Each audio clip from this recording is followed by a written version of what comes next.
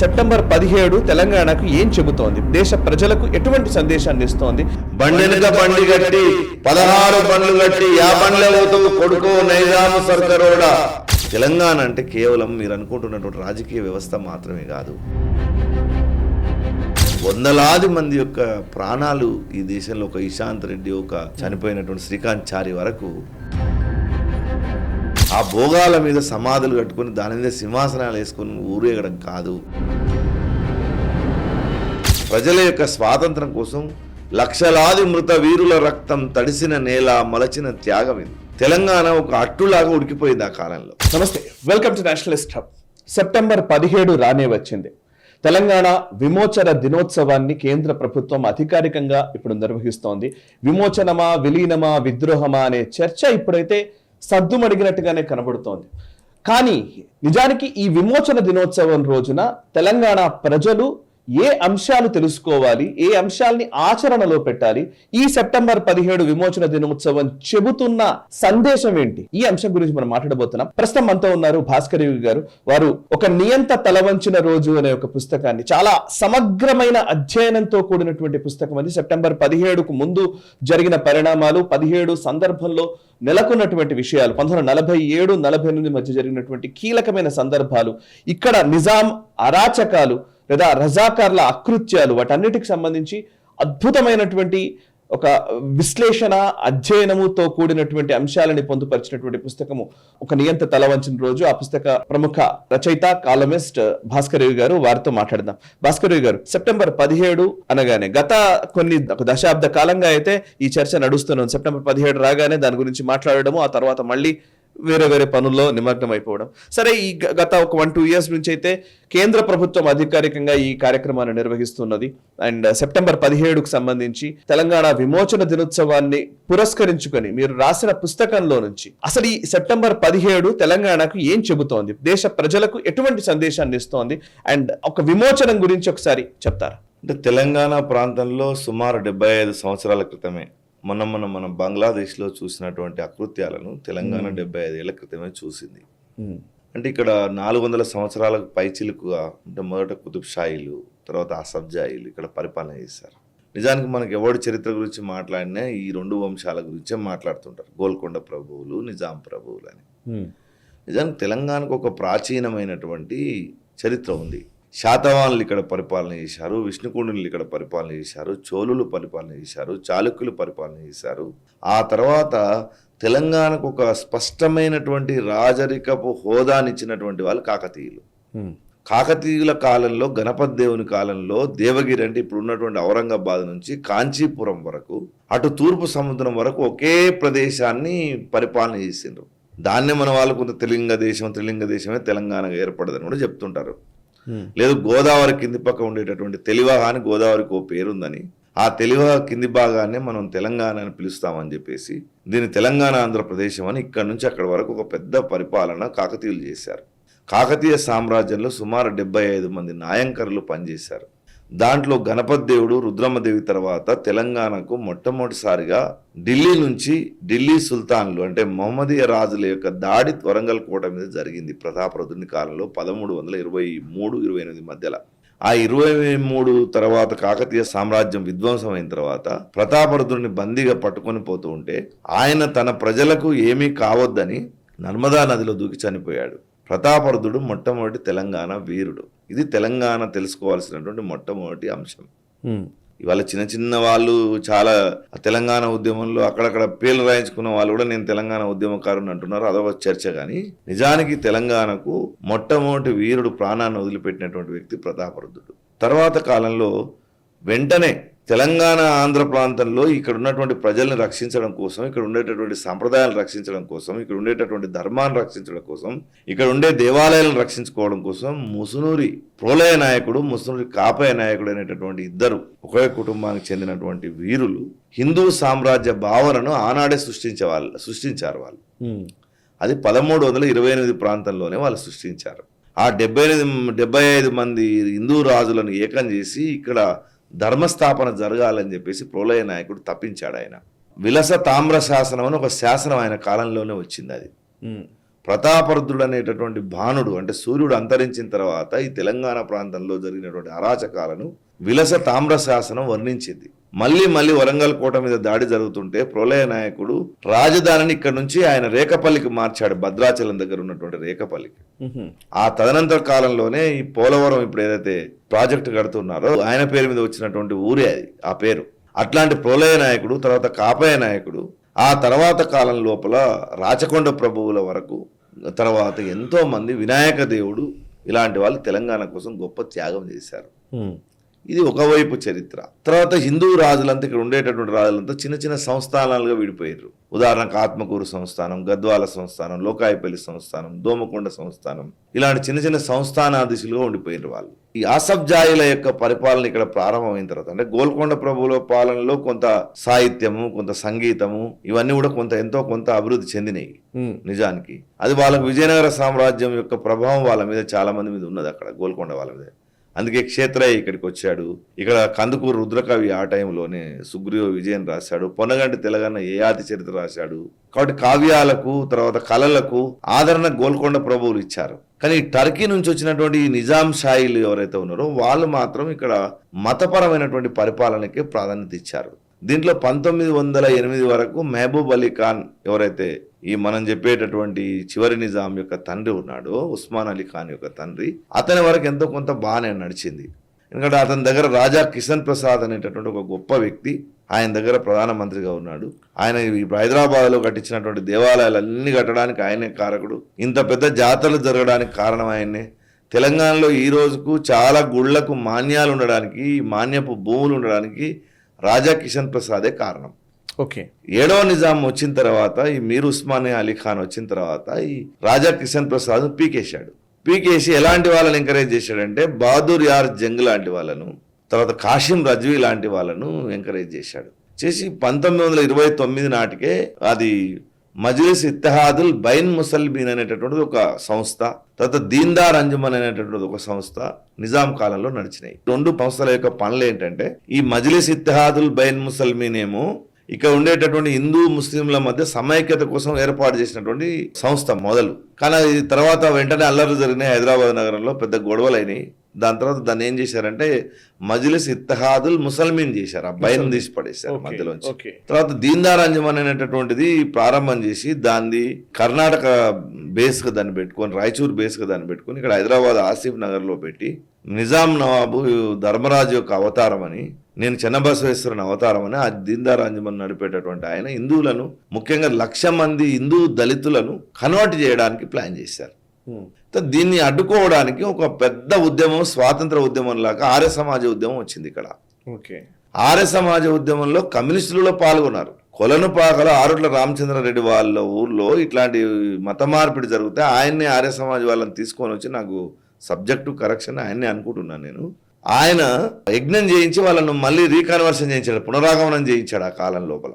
అంటే అంత పెద్ద ఎక్సర్సైజ్ ఇక్కడ జరిగింది. తర్వాత ఈ దీన్దార్ అంజుమన్ ఒకవైపు ఏమో దళితులను కన్వర్షన్ కోసం చేస్తూ ఉంటే ఈ మజ్లిస్ ఇత్తెహాదుల్ ముసల్మీన్ ఏమో అంటే తర్వాత కాలంలో అది రజాకార్ సంస్థగా మారడం, దానికి కాసిం రజీ యొక్క పెత్తనం వచ్చిన తర్వాత తెలంగాణ మొత్తం మత కోరల్లోకి మునిగిపోయింది.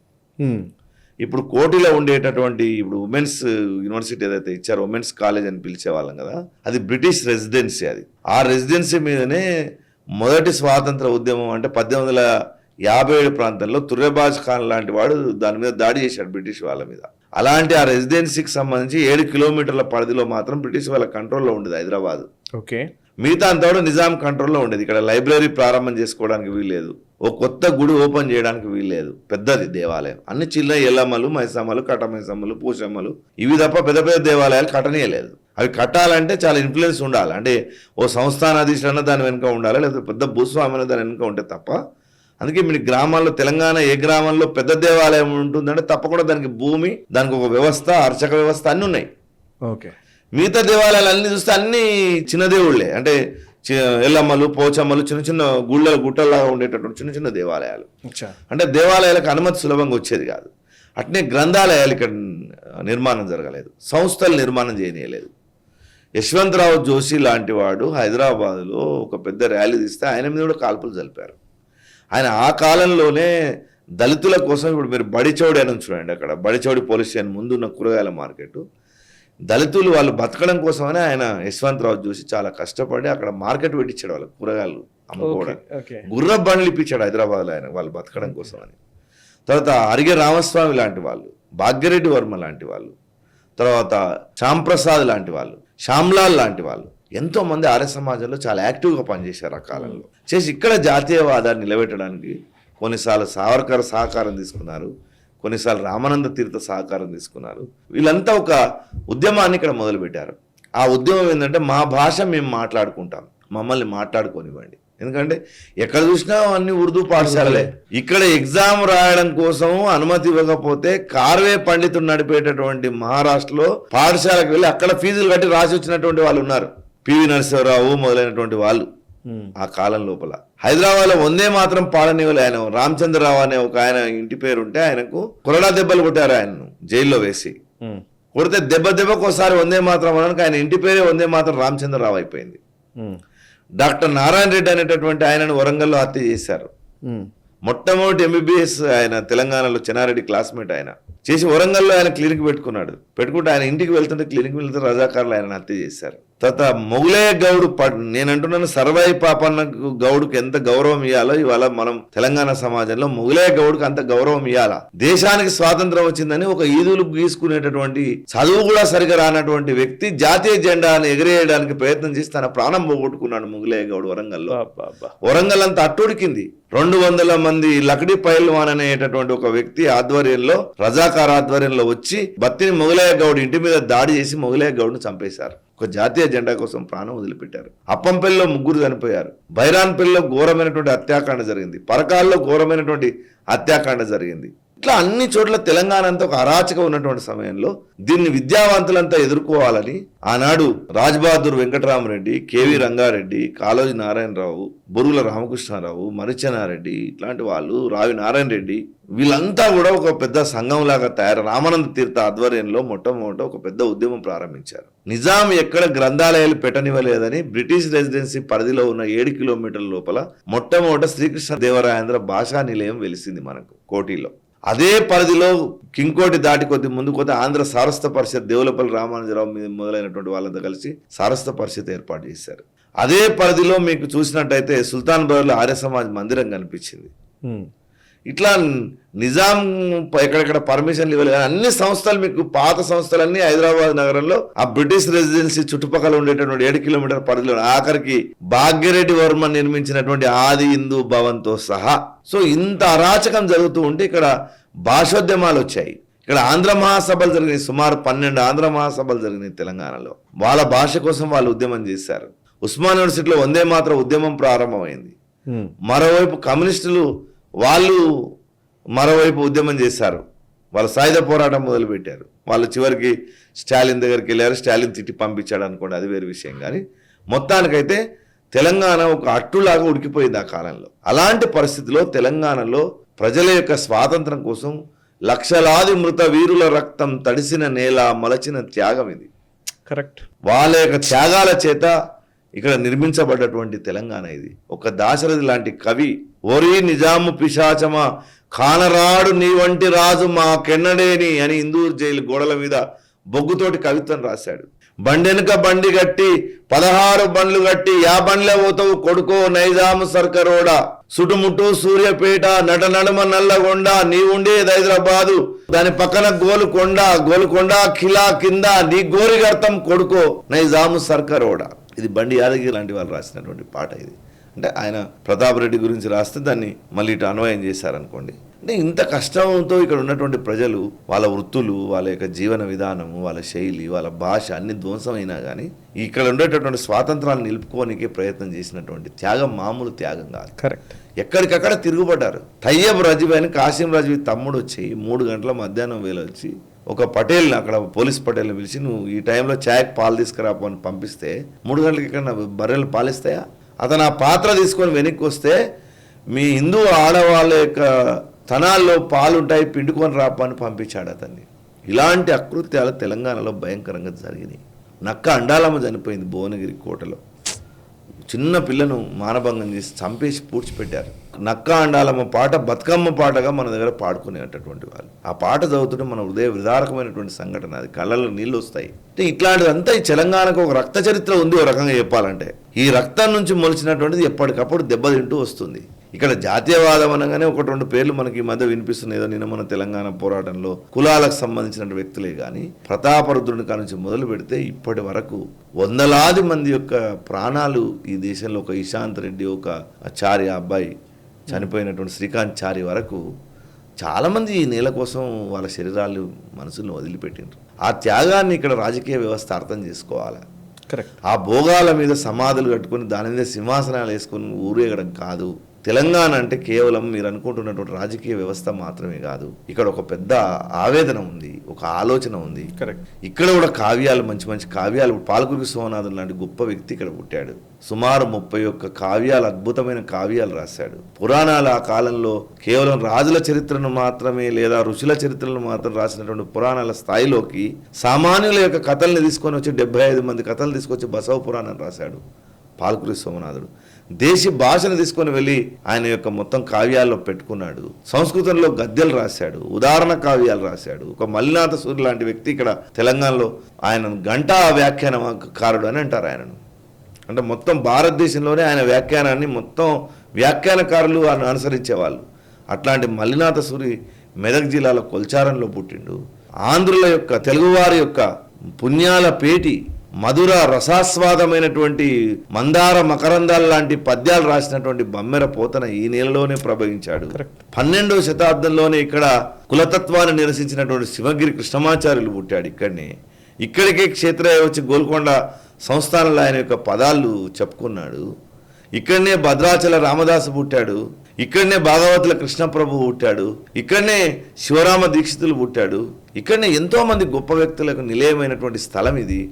దీన్ని వాళ్ళ ఒక రాజకీయ వ్యవస్థకు మాత్రమే పరిమితం చేసి చూడాల్సినటువంటి అవసరం లేదు.